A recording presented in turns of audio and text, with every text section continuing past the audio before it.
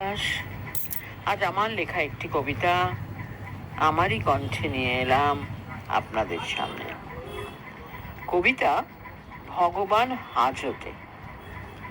কেতুপুর গায়ের সম্ভ্রান্ত চাষি লাটুবাবু একদিন ছেলে বিনোদকে নিয়ে জমি জমা ঘুরে ঘুরে দেখছিল। হঠাৎই তীক্ষ্ণ কর্কশ কণ্ঠের আওয়াজ, কি হলো লাটুবাবু, এখনো জমি তৈরি হয় নাই কেন? এই জমি বন্ধা জমি, নিরেট মাটির বুক। এই জমি ঠিক করতে অনেক অনেক শ্রম দিবস নষ্ট হবে। এইসব শুনিয়ে লাভ নেই। ভগবান বলে দিয়েছেন, এই বৎসর এই জমি চষে 1000 কুইন্টাল চাল দিতে হবে তোমাকে। গফুর লাঠি উঁচিয়ে ফরিয়াদ করে, আবার আসছে মাসে, তখন যেন দেখি জমিতে ধান গাছ হইয়েছে।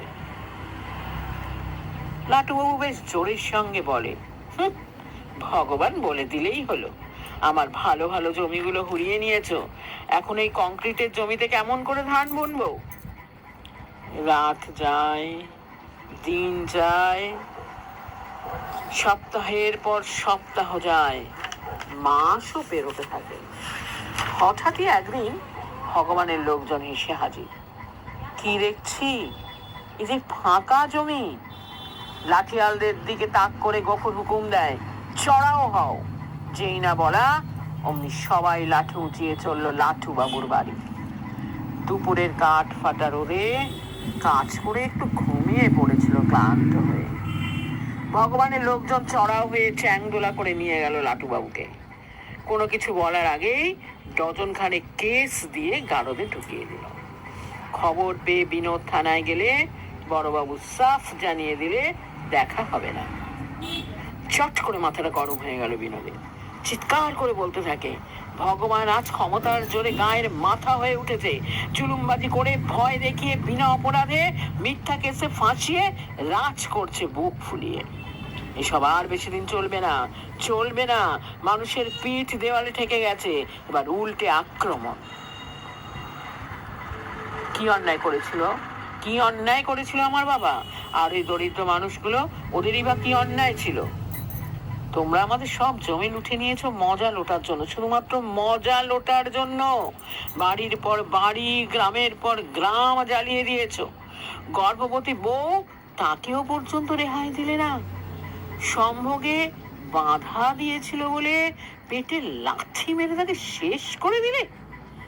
উফ উফ, কি পৈশাচিকতা, কি ভয়ঙ্কর নিষ্ঠুরতা! এত কিছুর পরেও ভগবান দিব্যি আছে, বুক ফুলিয়ে ঘুরে বেড়াচ্ছে, গলায় 16টা চেন, হাতে 2 জোড়া বালা। শুনেছি নাকি ওর বাবা ছিলেন পথের ভিখিরি। সবাই চুপ। গোপাল গাঁয়ের গরিব প্রজা, দাদন নিয়ে ভাগের জমি চাষ করেছিল। প্রচুর ধান হয়েছে দেখে মনে অনেক আশা জেগেছিল। কিন্তু রাতের অন্ধকারে ভগবানের লোকজন এসে মই দিলে পাকা ধানে। ব্যাস সব শেষ। এতদিনের আশার জোয়ারে হতাশার অন্ধকার নেমে এলো। বনের জঙ্গল সাফ করে আদিবাসী মানুষগুলো সবে ঘর বাঁধতে শুরু করেছে, সেখানেও ভগবানের থাবা। নতুন ঘর বাঁধবে, টাকা দাও। ছেলে জন্মাবে, টাকা দাও। ঘরের চালে খড় লাগাবে, টাকা দাও। মেয়ের বিয়ে দেবে, টাকা দাও। দুধের গায়ের বাছুর হয়েছে, টাকা দাও। সর্বত্র জুলুমবাজি, টাকা দাও নয়তো ফেঁসে যাও। শহরে শিক্ষিত বিনোদ গ্রামের লোকদের শিক্ষা দিয়ে অনেক আইন কানুন জ্ঞাত করেছে। এখন তারা আজ ভগবানকে ভয় পায় না, আতঙ্কে প্রহর গুনতে হয় না। লাঠিয়ালের লাঠির ঘায়েই তাদের পাড়া ছাড়া করেছে। গায়ের চণ্ডী মণ্ডপে এখন বেশ মজলিস বসে। স্কুল পাঠশালে ছেলেরা জড়ো হয়। অত্যাচার উৎপীড়নের আশঙ্কা নেই, সবাই মিলে মিশে সবার সাথে সাথ দিয়ে চলে। থানার বড়বাবু বদল হয়েছে। নতুন বড়বাবু এসে বিনোদকে সেলাম করে বলে, স্যার, আপনার সাহস আর নিষ্ঠা গ্রামবাসীদের মধ্যে এনে দিয়েছে গণজাগরণের চেতনা। স্যার, আপনার সাহস আর নিষ্ঠা গ্রামবাসীদের মধ্যে এনে দিয়েছে গণচেতনা, গণজাগরণ। আর সেই গণজাগরণের কাছে ভগবানের আজ হার হয়েছে। ভগবান হেরে গেছে।